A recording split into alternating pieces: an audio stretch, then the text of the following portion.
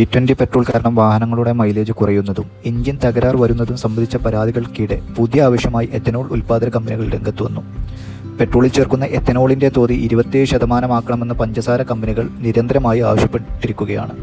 നിലവിൽ 20% എത്തനോൾ കലർത്തുകയെന്ന ലക്ഷ്യം പൂർത്തിയായാൽ പുതിയ രൂപരേഖ തയ്യാറാക്കണമെന്നാണ് കമ്പനിയുടെ നിർദ്ദേശം. എത്തനോൾ ഉൽപ്പാദനത്തിന് വേണ്ടി 40,000 കോടി രൂപയാണ് കമ്പനികൾ നിക്ഷേപിച്ചിരിക്കുന്നത്. ഉൽപ്പാദനശേഷി വർഷം 9,000 ദശലക്ഷം ലിറ്റർ കടന്നു. അതുകൊണ്ട് പെട്രോളിന് 27% വരെ എത്തനോൾ ചേർക്കാൻ കഴിയുമെന്നും ഇന്ത്യൻ പഞ്ചസാര ബയോ എനർജി ഉൽപ്പാദകരുടെ association director general Deepak Bellani പറഞ്ഞു.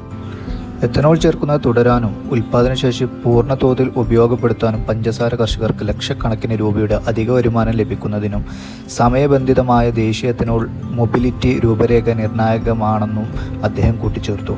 രാജ്യത്തെ എണ്ണ കമ്പനികൾ ഒരു വർഷം 12,000 ദശലക്ഷം ലിറ്റർ എത്തനോളാണ് പഞ്ചസാര കമ്പനികളിൽ നിന്ന് വാങ്ങുന്നത്. എന്നാൽ ഈ സാമ്പത്തിക വർഷം 17,760 ദശലക്ഷം ലിറ്ററാണ് വിതരണം ചെയ്യുന്നത്.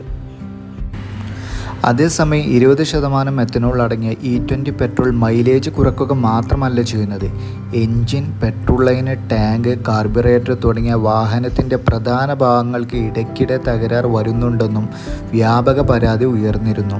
രാജ്യത്തെ 323 ജില്ലകളിലെ 36,000-ലധികം പെട്രോൾ വാഹന ഉടമകളിൽ നിന്ന് ശേഖരിച്ച വിവരങ്ങളുടെ അടിസ്ഥാനത്തിൽ ലോക്കൽ സർക്കിൾസ് നടത്തിയ സർവേയിലും ഇക്കാര്യം ചൂണ്ടിക്കാട്ടിയിരുന്നു.